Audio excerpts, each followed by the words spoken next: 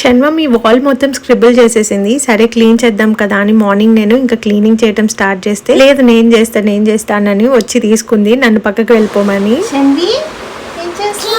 ఇంకా అలాగే నా మార్నింగ్ అయితే స్టార్ట్ అయింది. నేను ఫ్రెష్ అయిన తర్వాత బ్రేక్ఫాస్ట్ కి ముందు ఇక్కడ నేను ఫ్లాట్ సీడ్ పౌడర్ అయితే తీసుకొని కొంచెం హాట్ వాటర్ తో తాగేసాను. నైట్ డ్రై ఫ్రూట్స్ సోక్ చేసి ఉంచాను. సో ఇంకా వాళ్ళ మార్నింగ్ బ్రేక్ఫాస్ట్ కి అయితే డ్రై ఫ్రూట్స్ స్మూతీ తాగేసాను. ఆఫ్టర్నూన్ లంచ్ లోకి ఇవాళ దోసకాయ, మామిడికాయ, ములక్కాయ అన్ని వేసి పులుసు అయితే పెట్టాను. ఈ పులుసు చాలా టేస్టీగా ఉంది. టేస్టీగా అంటాం కంటే చాలా కమ్మగా ఉందని టేస్ట్ బడ్స్ ఫుల్ సాటిస్ఫై అయినాయి అనమాట. కొంచెం పప్పు కూడా వండి ఉంటే బాగుండేది అనిపించింది. ఈవినింగ్ డిన్నర్ లోకి అయితే రొట్టె వేస్తున్నాను. ఇక్కడ నేను ఏం చూపిస్తున్నానంటే, నా దగ్గర అన్ని స్టెయిన్లెస్ స్టీల్ ఐరన్ ఉన్నా కూడా ఈ బాండి అయితే నాకు అస్సలు పడే బుద్ధి వేయట్లేదు. దీనిలో రొట్టె వేసినా, బెండకాయ ఫ్రై చేసినా బాగా వస్తుంది. అదేంటో నాకు తెలీదు. వేరే బాండిలో అంత టేస్టీగా రాదు, దీనిలోనే వస్తుంది. సో ఇంకా దీన్ని పడే బుద్ధి కావట్లేదు అనమాట. ఇంక ఇవాళ డిన్నర్ లోకి అయితే ఇడ్లీ పిండి రొట్టె తినేసాము. ఫైనల్ గా రెడీ అయితే ఎండ్ అయింది. బాయ్.